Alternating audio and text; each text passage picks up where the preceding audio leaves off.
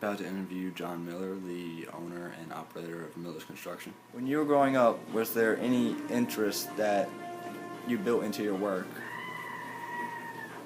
The interest that I built into my work. Yeah. And growing up, Yeah. yeah, I've always been creative and wanting to build and fix things, and it's just been carried that through my whole life. It's turned into a trade and makes me money today. Have you ever been lost? I think everybody's been lost at one point in their life. I think you just got to keep moving on and persevere and do the next right thing and don't give up. The skills you acquired, where have you learned them from? I've learned them from trade school, from experience, mostly life experiences, lots of mentors, self-training, things like that. What have been the keys that helped you achieve the excellence that you have achieved in your life? Hard work, trust, honesty, perseverance, don't give up, reputation. Without that, you have nothing.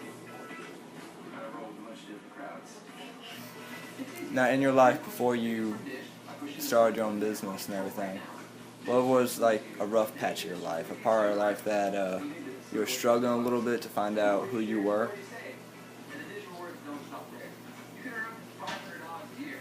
Yeah, most people go through that around 18, 19 years old, and that's when I went through it. And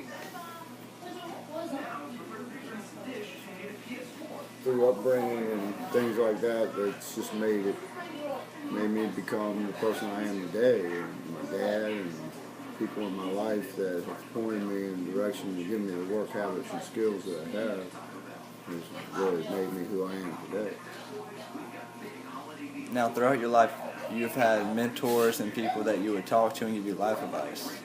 What's some of the best advice they've given you? Some of the best advice they've given me would be don't give up, keep trying. If you don't get it right the first time, try again. There's always another day to start over. That's the biggest one. There's always another day.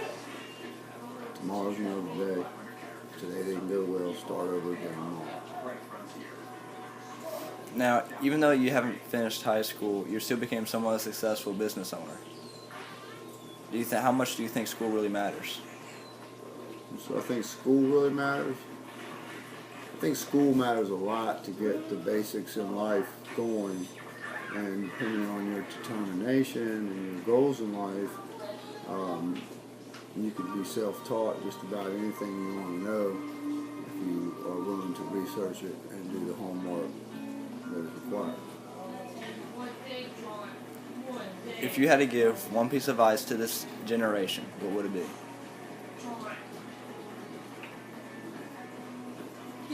Don't give up. Get off your cell phones. Go out and make something of yourself. Be somebody. Don't be a nobody. All right. Thank you. This is Deputy Jordan from Kallums County Sheriff's Department. When you were my age, what was some of the struggles you faced, and how did you get from where you are then to where you are today? Some of the struggles, I guess, peer pressure, hanging out with folks, the wrong folks, and not doing what you need to do to succeed in life. So,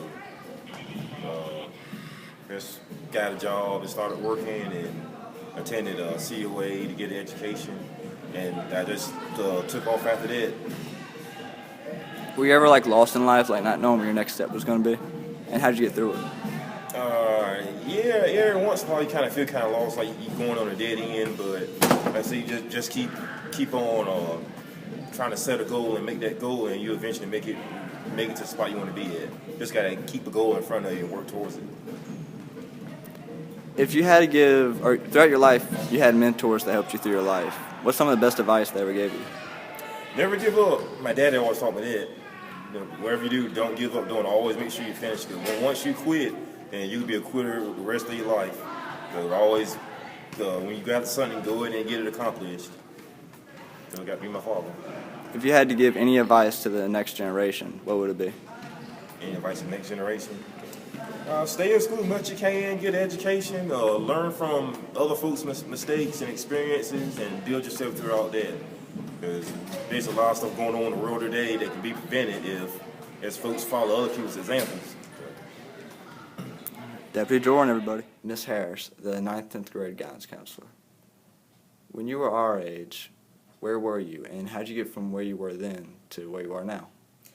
When I was your age, I was in 12th grade at Northeastern High School. During that time, we had senior projects, sort of similar to what you're doing now. Actually, my senior project was on the mind, body, and soul, and how different medications affect, your body. Because also during that time, I was doing my apprenticeship at Target Pharmacy, which kind of got me interested into pharmaceuticals. So 12th grade, I was same place you are now, senior project, working, and just trying to graduate. Were you ever lost, not knowing what your next step would be? I would say when I graduated from school, I knew I always wanted to do something into the medical field. So I thought about going into nursing. So I went out to Kallums for about a year and a half, done all my prerequisites for the ADN program. And then I had opportunity to actually shadow an actual, registered nurse. And that's when I realized that the nursing field is not for me because I cannot stand blood or, anything dealing with, amputations. Because I can recall one instance I was helping a nurse bandage a male patient that just had his knee amputated. And so the smell, the blood, the sutures, at that moment, I was about to pass out, so I had to go outside and, gather myself together. But at that point, I realized nursing was not for me. So then I had to go back to the drawing board, what it is that I actually wanted to do. So that's when I realized, I knew I wanted to help people, but in what capacity? So that's when I realized, I want to go back and help people as far as, providing different services, whether educational or just providing resources. So where did you get the skills necessary to do your job that you do today? Well, I started out at Kallums. I transferred from there, went to Elizabeth City State University. I graduated from Elizabeth State University and went to graduate school, which is Cambridge College. From there, I received my master's in education and school counseling. And then also, just taking part of different professional developments, different, trainings and seminars. But most of it is pretty much, on-the-job training. A lot of things that, my job entails really doesn't necessarily they cover in graduate school. So more so, practice on-job training. What was the biggest obstacle you had to face? The biggest obstacle I think I faced, let's see. I would have to say, I want to say I was in college. At that time, my mom was sick, and so she had passed away from cancer. So that was one of the major obstacles, that I had to, overcome, and at the same time still being, a full-time student. So, at that time it was kind of hard to juggle both with, grieving, and then at the same time you knew that, education is still important. So that's one of the obstacles I think I had to overcome. Now, throughout your life, you had to have many mentors and everything. What's some of the best advice they've given you? Wow, a lot of advice. Each advice, meant something different. I know sometimes, I had some teachers, tell me, always do your best, never take things for granted, because sometimes people take education and things of that nature for granted early on in high school when they realize, when they become a senior, wow, I really want to go to college. However, if I had not played around early on, I still would have the opportunity to get into that particular college that I want. And then also, failure is not an option.